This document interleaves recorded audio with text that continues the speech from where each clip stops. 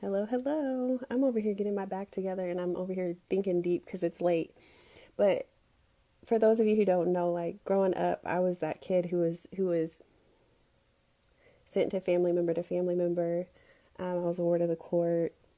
My mother was murdered. My father three strikes and ended up dying in prison from not being treated and just going from home to home, right?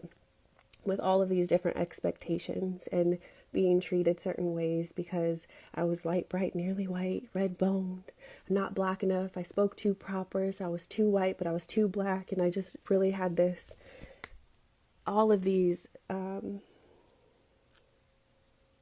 like post-it notes stuck to me essentially, right? About who I should be because of my mother and because of my sisters. And it was just a really chaotic time for trying to figure out who I was, my identity. And I didn't have roots for a really long time. And when I was about, I want to say 15, 16, one of my older sisters and her husband at the time took me in. My sister had to be about 19 at the time. And, it was always hearing things like, we want you to do better. We want you to be better than our lives right now. We want you to dream big, right? And the support wasn't there. My sister was young at the time, and she was a new mom at that point, and I was a crazy teenager just playing basketball and doing all the things. And um, by the time I graduated high school, the first one of my mother's children to graduate high school and venture out, I joined the army. I did all of these things to create a life, and I did it the hard way. I did it the hard-headed way.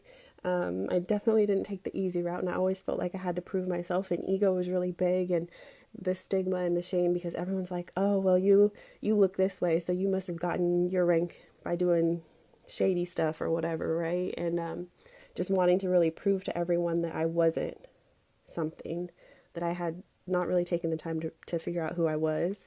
So by the time I was 28, I medically retired from the army, divorced my husband from the time, so we got married really young, but I divorced him after almost 9 years and had a little girl, and just really trying to figure out who I am outside of all of that. I realized that I had made it, that I had, even with the failures, like I had found success, I had found joy, I had found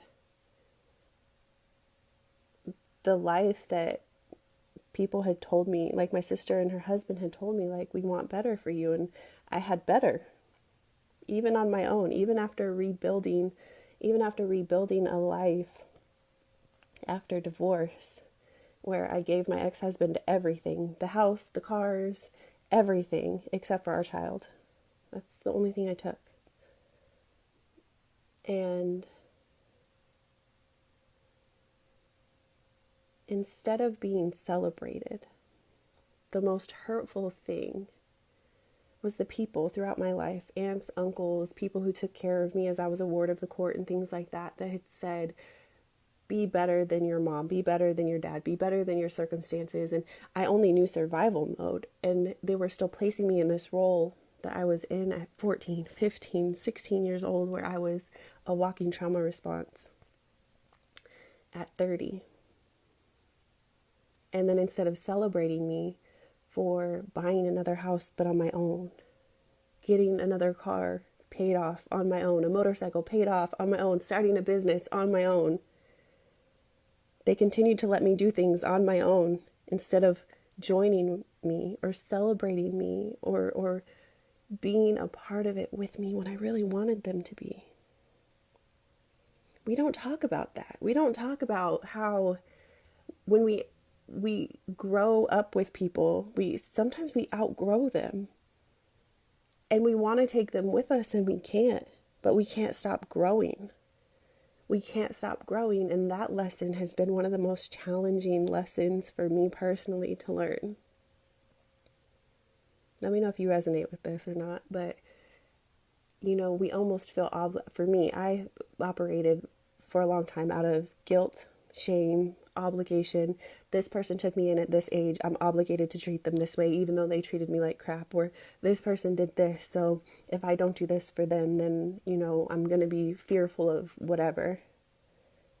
But now I'm a grown ass woman. I have my own child. I'm running my businesses. I'm doing all the things. And I understand that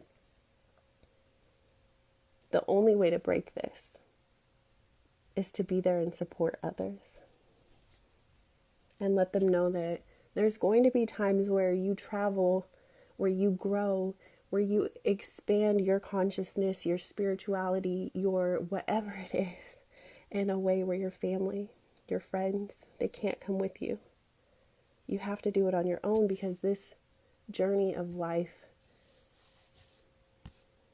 we each, our purpose, we each have our own divine assignment, our own divine assignment that others are not tied to in any way. They're not meant to understand it. And that's okay. That's okay. And I'm sitting here reflecting back on some of the hurtful things and some of the good things and the lessons, because I'm really big on learning from the past to apply better mentality and expertise in the future. How can I apply this forward? And something that really stuck out to me, there's this wall over here. It's a mess over here, but I have like pictures of my nieces and stuff like this all on this wall over here, and my daughter and my father who passed in prison, and my mother who was murdered, and all of these things, right? And if I can't do what I'm doing now with all of these people because we share blood and they're not ready to go where I'm going, it doesn't mean that I stop. It means that I go anyway, and I make it easier by forging the path now, so that when they decide, if they decide to walk that path, or their children decide to walk that path, or their children's decide to walk that path, that they know that it's possible because it's been done.